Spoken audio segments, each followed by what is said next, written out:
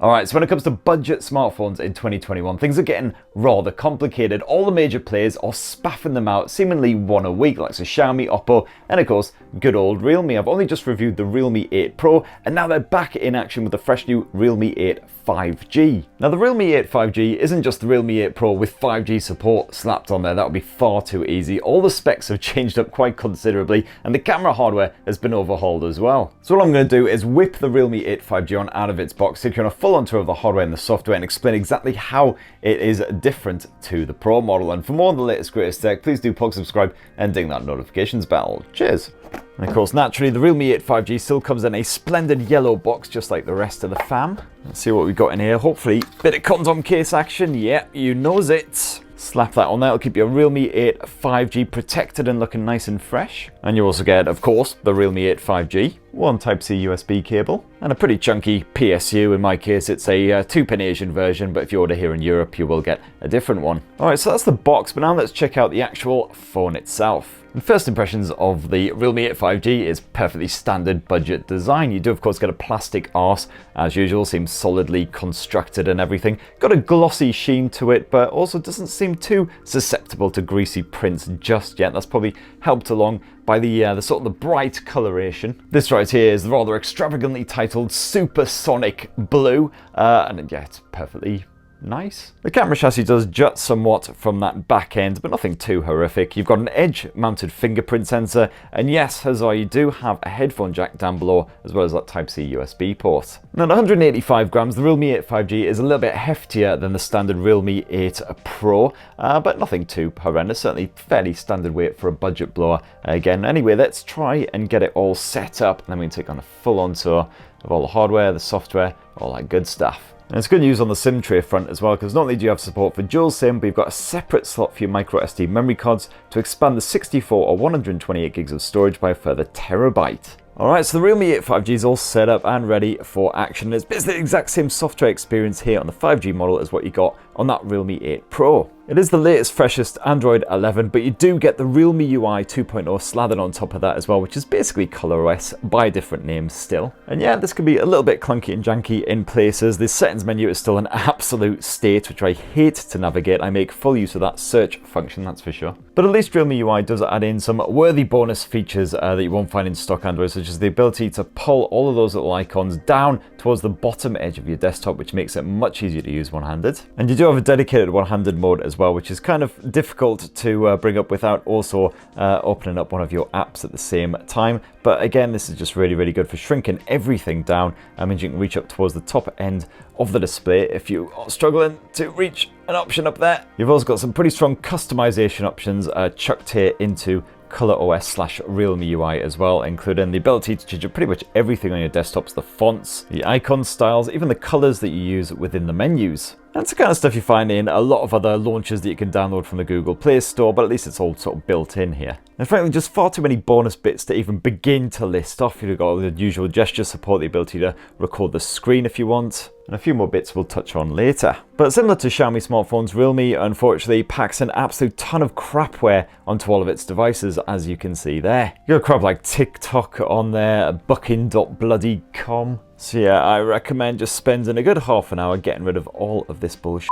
As usual, I don't even know what half of it is. 92 Agoda? Facebook can get right to fuck, etc, etc. And as the security goes, you've got that edge-mounted fingerprint sensor, and touchwood so far seems to work an absolute charm. Just a quick tap of your finger against that button. You don't even need to press it in, just tap your print and you're straight in. And this is backed by a bit of face recognition as well, complete with raise to wake support. So just lift up the smartphone, it will scan for you, it will scan for you, and there you go. Just as nippy when it decides it wants to bloody work. Now, one of the first big ways that the Realme 8 5G differentiates itself from the Realme 8 Pro is the screen tech. It is a slightly bigger panel at 6.5 inches versus 6.4, but the major difference is that the Realme 8 5G uses an IPS screen instead of OLED. It's still a Full HD Plus panel, but the contrast isn't quite as sharp. The colors aren't quite as punchy as that OLED. The visuals are still absolutely fine for a budget blower, though. You got Full HD Plus resolution, so images are nice and crisp. And I'd be quite happy to kick back with some Disney Plus or Netflix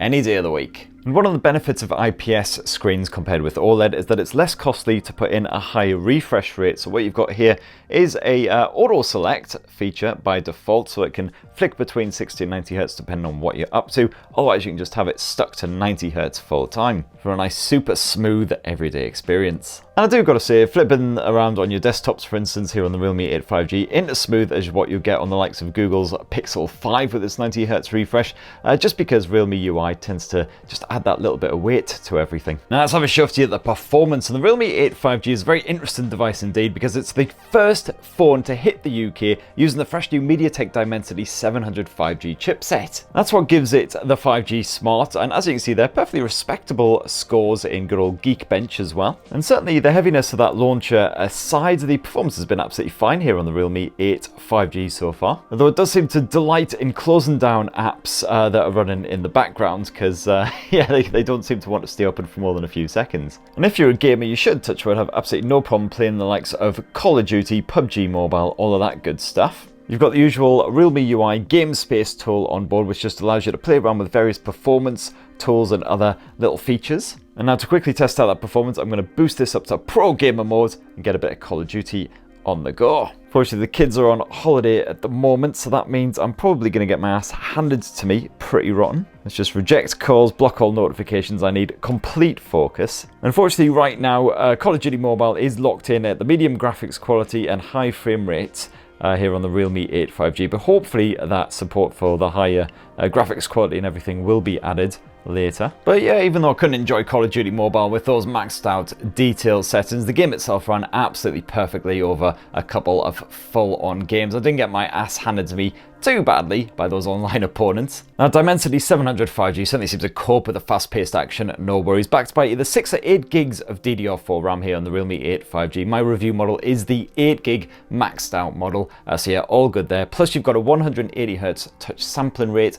on the screen itself as well, so every swipe and poke feels nice and responsive. As for the battery tech, well, it's a 5,000 mAh battery packed inside of the Realme 8 5G. That's bigger than the 4,500 mAh you'll find in the Realme 8 Pro. Realme 8 Pro still managed to make it through a full day without any sweat whatsoever. Can expect probably to get 2 full days of usage out of this bad boy if you're really restrained. Otherwise, a full day of intensive use, lots of Call of Duty action, Skype and all that good stuff, no worries. However, one feature that is amiss here on the Realme 8 5G is the fast charge support. You have the 65 watt super dart charge there on the Realme 8 Pro. Here on the Realme 8 5G, it's just your bog standard 18 watt fast charge, and definitely a real shame. And let's finish up this unboxing and full tour of the Realme 8 5G with a squint at that camera tech. Now, the major feature that Realme was banging on about loads and loads with the Realme 8 Pro was the 108 megapixel primary shooter, but here on the Realme 8 5G, it's just a 48 megapixel sensor instead, a lot more standard. And like pretty much every smartphone these days, you actually shoot using a bit of 4-in-1 pixel binning, so you get 12 megapixel pics by default, but you do have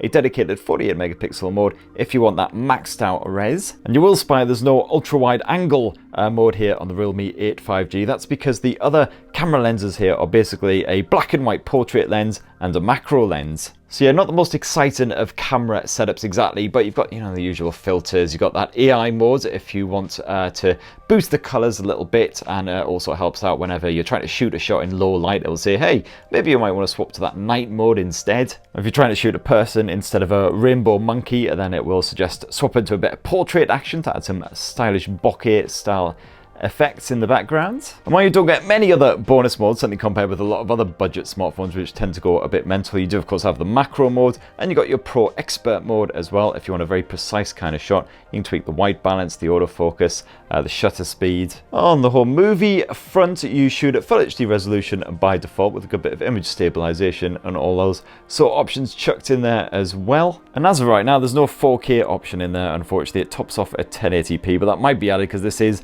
pre-release, so fingers crossed that will be an option come the full launch. And then last up, yippee hooray, the 16 megapixel front-facing selfie cam, which again has portrait, smart, and all of that good stuff. And while that's by no means the worst selfie I've taken in one of these unboxing videos, I still want to kind of burn it to the ground. So that right there, in a nutshell, is the Realme 8 5G. And as you can see there, you are definitely making some compromises compared with the Realme 8 Pro if you get this sucker, but you are also getting some upgrades in certain areas too. So you've got that 5G support with the Mediatek Dimensity 700 chipset. You've got a 90Hz display now, although it is unfortunately IPS rather than OLED tech. It is a bigger battery now, but you do lose out on that fast charging super dark tech, unfortunately, and of course as far as the camera tech goes, you lose the ultra wide angle lens, which to be fair wasn't amazing anyway, but you do also get downsized from a 108 megapixel primary sensor to a 48 megapixel. So what do you reckon? Are you tempted by the Realme 8 5G despite those compromises? It'd be great to hear your thoughts down in the comments below. Please do go check out my full roundups of the best budget smartphones you can grab right now in 2021